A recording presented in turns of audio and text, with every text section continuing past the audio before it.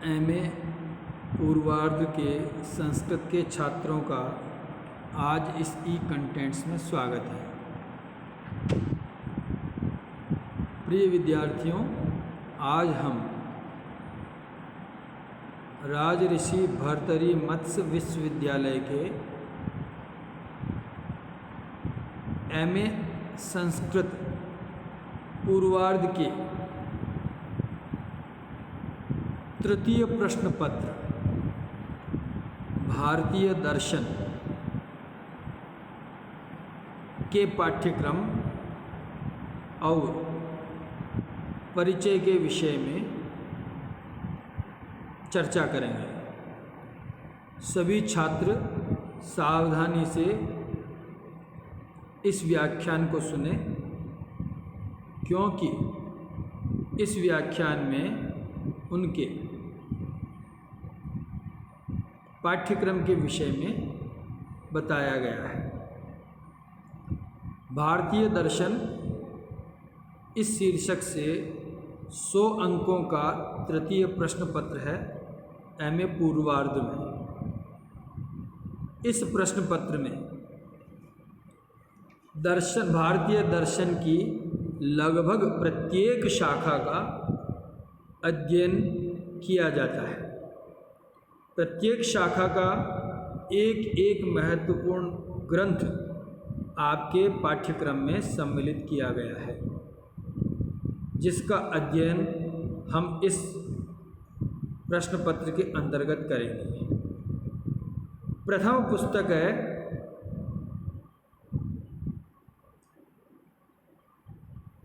सबसे प्राचीनतम सांख्य दर्शन की सांख्य कारिका। ईश्वर कृष्ण इसके रचयिता हैं। इस ग्रंथ में सांख्य दर्शन के मूलभूत सिद्धांतों की व्याख्या की गई है। तो पहली पुस्तक है सांख्य कारिका। सांख्य दर्शन का योग दर्शन के साथ संयोग है। सांख्य योग ऐसा जोड़ा बना हुआ दो दर्शनों का। तो दूसरा दर्शन है योग दर्शन। योग दर्शन में आपके लिए पुस्तक है महर्षि पतंजलि का योग दर्शन, जिसको बोलते हैं पातंजल योग दर्शनम। उसमें 4 पाद है, जिसमें प्रथम 2 पाद समाधि पाद और साधन पाद आपके पाठ्यक्रम में सम्मिलित किए गए हैं। सांख्य योग की जो दार्शनिक पृष्ठभूमि है वो लगभग समान है, और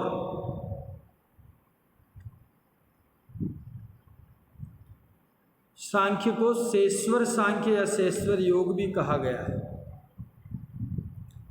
तो इन दोनों ग्रंथों का, महर्षि पतंजलि के योग दर्शन और सांख्य दर्शन का अध्ययन हम इस प्रश्न पत्र के अंतर्गत करेंगे।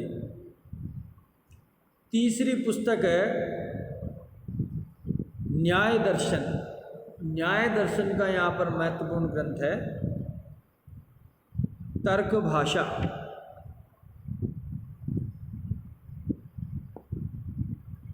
और तर्क भाषा में न्याय दर्शन के मूलभूत सिद्धांतों का हम अध्ययन करेंगे। वह भी आपके पाठ्यक्रम में सम्मिलित किया गया है। तर्क भाषा के अतिरिक्त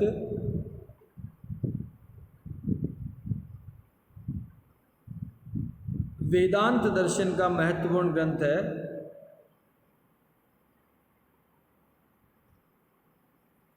वेदांत सार।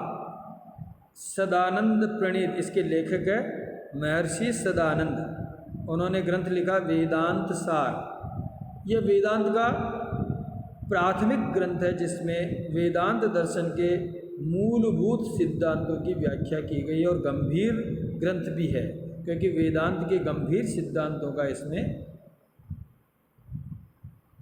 सार्थक और स्पष्ट विवेचन किया गया है। इसलिए वेदांत दर्शन जो कि महत्वपूर्ण दर्शन है भारतीय दर्शन की परंपरा में, उसके ग्रंथ वेदांत सार का भी अध्ययन करेंगे हम लोग। इसके अतिरिक्त लोगाक्षी भास्कर का अर्थ संग्रह है जो कि मीमांसा दर्शन का ग्रंथ है।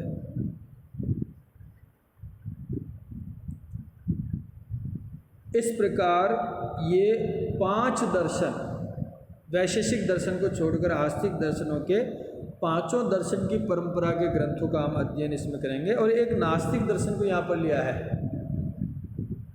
जो कि जैन दर्शन, जो कि नास्तिक दर्शन है, उसके ग्रंथ जैन दर्शन को यहाँ पर आपके पाठ्यक्रम में सम्मिलित किया गया है। तो आप सभी इन 5 ग्रंथों का वापस एक बार और नाम ले रहा हूँ। सांख्य कारिका, योग दर्शन, वेदांत सार, अर्थ संग्रह, तर्क भाषा, अर्थ संग्रह और जैन दर्शन सार, इन ग्रंथों का हम दर्शन शास्त्र के प्रश्न पत्र के अंतर्गत अध्ययन करेंगे। तो ये आपका पाठ्यक्रम हुआ है। अब हम दर्शन शब्द की व्युत्पत्ति और भारतीय दर्शन के भेद का परिचय प्राप्त कर लेते हैं। दर्शन शब्द का शाब्दिक अर्थ है जिसके द्वारा देखा जाए। संस्कृत में कहते हैं दृश्यते अनेनेति दर्शनम, जिस शास्त्र के द्वारा देखा जाए उस शास्त्र को दर्शन कहते हैं। तो क्या देखा जाए, किसका दर्शन किया जाए, इस प्रश्नों का उत्तर है कि जगत के पीछे छिपे सिद्धांतों को जिस दर्शन के, जिस शास्त्र के द्वारा देखा जाए उस शास्त्र का नाम है दर्शन। तो जिस शास्त्र के द्वारा जगत के पीछे छिपे सिद्धांत स्थूल भौतिक आँखों से नहीं दिखाई देते हैं, उनके लिए अन्य प्रमाणों की आवश्यकता होती है।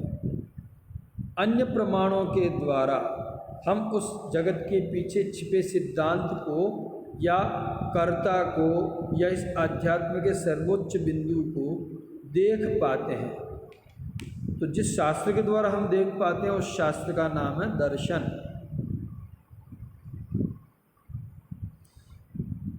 तो इस बाह्य भौतिक जो जगत दिख रहा है उसके पीछे कोई न कोई एक शक्ति छिपी हुई है, एक आधार तत्व छिपा हुआ है जिसको हम आध्यात्म कहते हैं। उस आध्यात्म दर्शन को ही वस्तुतः दर्शन कहते हैं। जैसे हम मंदिर में जाते हैं तो भगवान की मूर्ति का दर्शन करते हैं, है ना। तो मूर्ति का दर्शन करने का अभिप्राय क्या है वहाँ पर कि मूर्ति तो भौतिक रूप में दिखाई दे रही है कि प्रस्तर या धातु या लकड़ी की बनी हुई है, लेकिन हम उसको देखने नहीं जाते हैं बल्कि उसके अंदर छिपे हुए आत्म तत्व, परमात्म तत्व का दर्शन करने जाते हैं। तो जो है भौतिक रूप में वह द्रष्टव्य नहीं है, जो भौतिक रूप से द्रष्टव्य नहीं है वही द्रष्टव्य है, उसी को दर्शन कहा गया है। और वह स्थूल भौतिक नेत्रों से या इंद्रियों से बोधगम्य नहीं होता है। अगर उसको ढूंढना है तो हमें अंतः प्रज्ञा को विकसित करना होगा। इसी से परतत्व की वह कला हमें दिखाई देती है, इसी को हम दर्शन कहते हैं। कुछ लोग, कुछ विद्वान कहते हैं कि दुख की निवृत्ति और सुख की प्राप्ति दर्शन की प्रवृत्ति का आधार स्तंभ है, किंतु ये अवधारणा श्रेष्ठ नहीं होती है, क्योंकि ऐसा चिंतन दर्शन के मूल लक्ष्य को समझने में सफल नहीं हो सकता है। वस्तुतः सुख की प्राप्ति और दुख की निवृत्ति तो सहज भाव में आत्मा के दर्शन से ही हो जाती है। उपनिषदों में कहा आत्मा व अरे द्रष्टव्य श्रोतव्य मंतव्यो निधिध्यासितव्योति, यानी आत्मा और परमात्मा ही वस्तुतः देखने के योग्य है, जानने योग्य, समझने योग्य, जीवन में धारण करने योग्य है। यह बात ही मनुष्य को दर्शन की ओर आकर्षित करती है। सामान्यतः जो आत्मा को जान लेता है वही परमात्म तत्व को जान लेता है।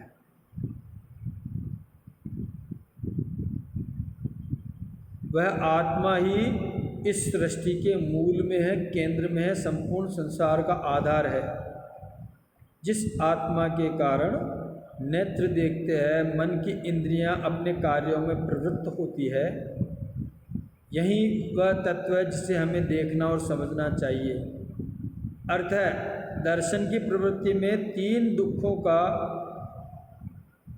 पृथक्करण स्थूल कारण है, जबकि विवेक एवं वस्तु जिज्ञासा सूक्ष्म कारण है।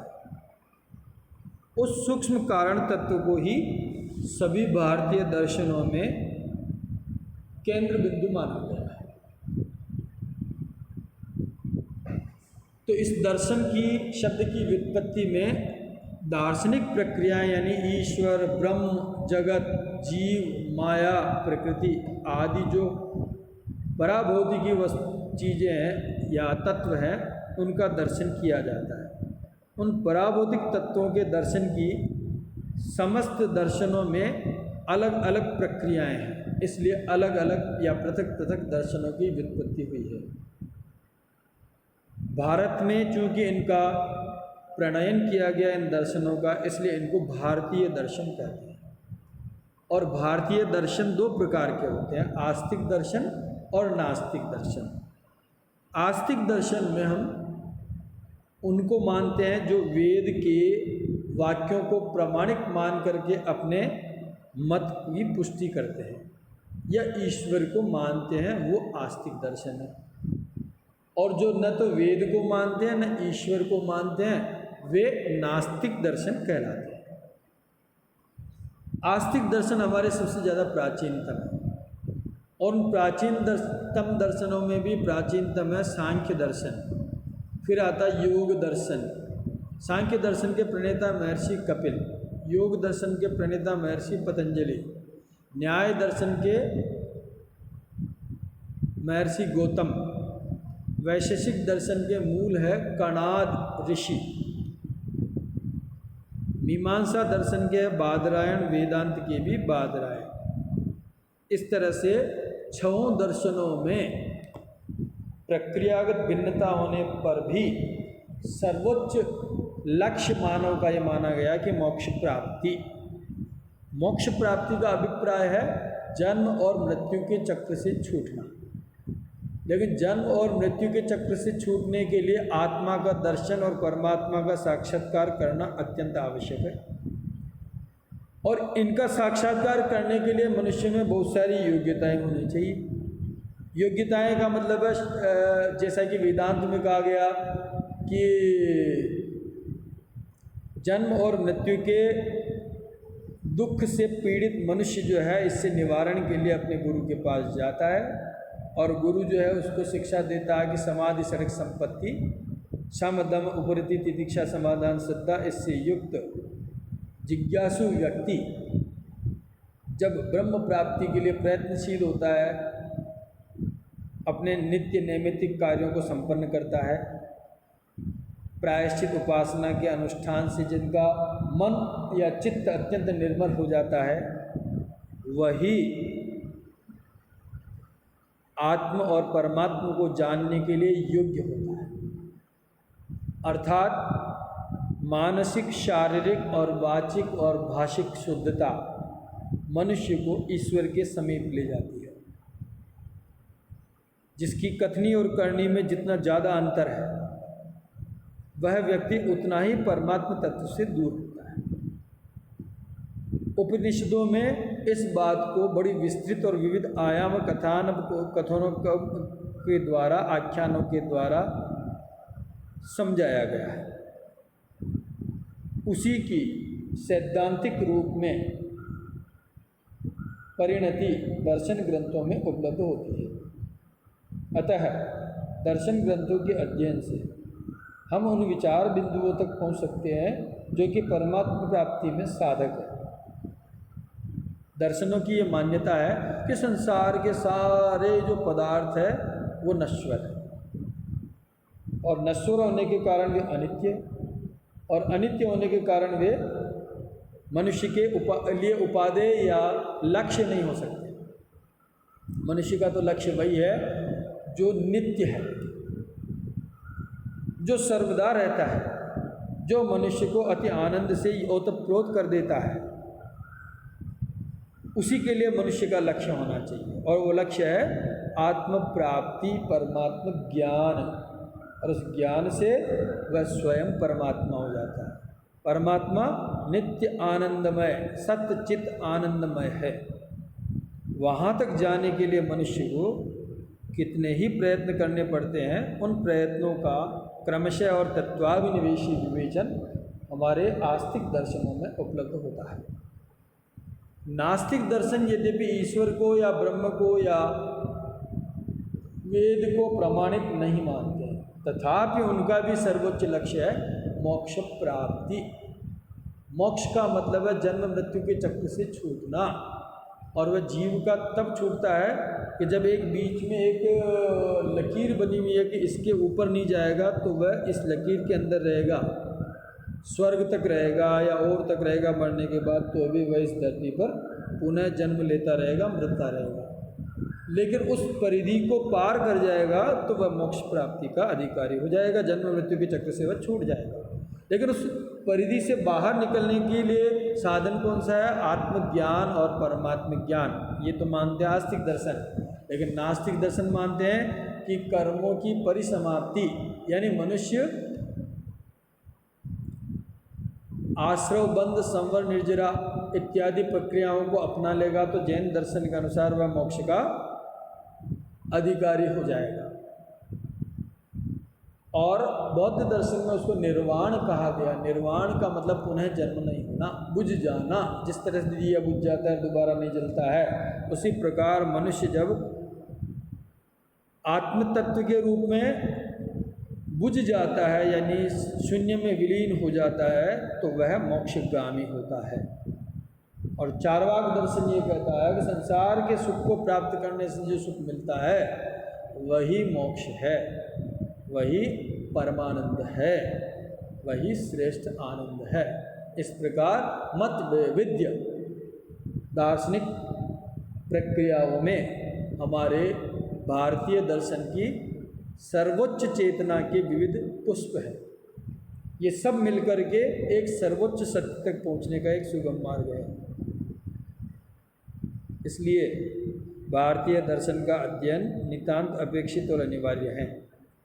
इस पाठ्यक्रम में हम सबसे पहले जो पुस्तक का अध्ययन करेंगे वो सांख्य कारिका का अध्ययन करेंगे। और सांख्य कारिका का अध्ययन करने के लिए सबसे पहले सांख्य दर्शन का परिचय प्राप्त करना अत्यंत आवश्यक है। इसलिए सबसे पहले सांख्य दर्शन का हम अभिप्राय और अर्थ समझेंगे। आज के अध्ययन में इतना ही पर्याप्त है। कल पुनः हम उपस्थित होंगे सांख्य दर्शन के परिचय के साथ। धन्यवाद।